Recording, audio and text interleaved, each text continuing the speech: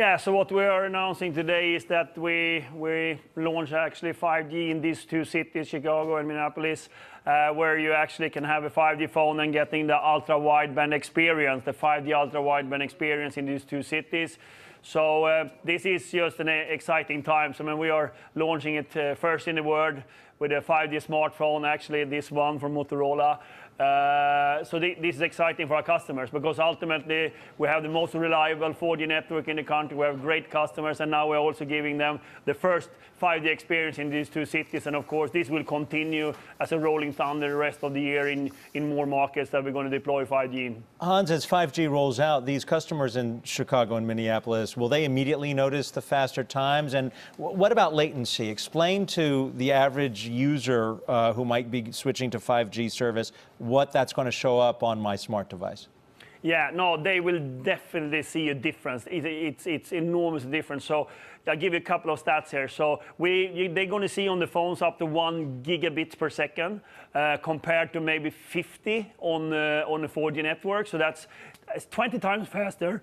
Not only that, they will also have a latency of somewhat 30 milliseconds, which compared to maybe 100 milliseconds on the network. And the latency is how quickly you come up and get real-time information back if you go up to the internet or something like that. So it is a significant difference. They're going to experience it very quickly, and they're going to feel a difference on the 5G ultra-wideband. So clearly, this is an experience that is going beyond any small evolutions. This is a quantum leap when it comes to experience. Hans, how much more is this going to cost consumers to get the 5G service?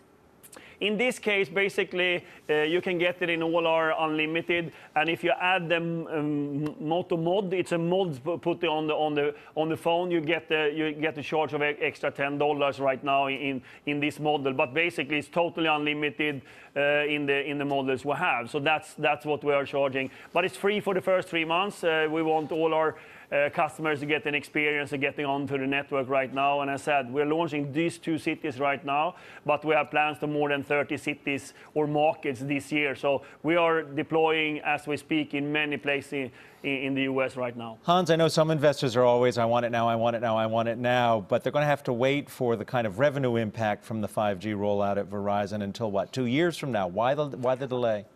No, I think that what we have been very clear with is that giving our size and our significance, and we had our investor day in March, we talked about when we will have a revenue impact from this 5G consumer.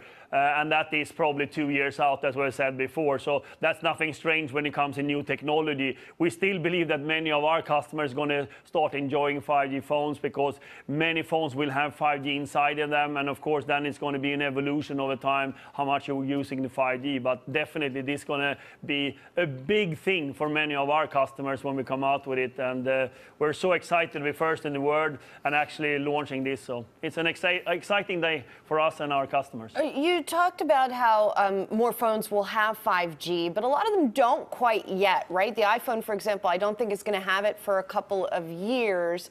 So how much of, I guess, friction is that going to cause if people know they can have access to it but can't actually use it on their phones? You need to remember now that the plan for 5G was probably 2020, 2021. Verizon with its partners has pushed the whole system to go earlier with 5G because we think it's so important for our customers, and it's actually such a quantum leap compared to 4G. So we are ahead of the game, and we have seen so much development just the last half year of ecosystem players, etc. And we're going to see quite a lot of 5G phones already this year. But of course, there's going to be some brands coming a little bit later than others. But you're going to see over time, as in any technology, when you come into the new and better, of course, more and more ecosystem partners will develop 5G equipment or handsets or chipsets or whatever it might be. Hans, looking ahead to, say, 2021, when there's far more 5G coverage across the country, does that threaten to eat into the other side of the business, the FiOS side of the business, since you can get a lot of this with really great quality through 5G delivery? So we have launched two services on 5G, as you're right to say. Where one is a 5G home, where we basically are substituting the fiber access to your home to have a 5G instead. Much quicker, equally reliable, and equally good speeds, and in some cases even much better. So, of course, we're going to want to give our customers the optionality to have a 5G home with a over-the-top solution, or they can have the Fios solution as well, as we have in the States up here in the Northeast. So we think about our customers all the time. We need to give them optionality. We need to follow the trends. We're ahead of the technology, but not only that, we want to give them the best network, the most reliable network at the same time. And that we're proven over the years, and this is just proving that we're not only giving the most reliable networks, we also give them the first and the latest technology. So 5G is here, it's up and running. Verizon Chairman Yes. and CEO Hans Vestberg, thank you for joining us here on The Move, and we're going to be right back.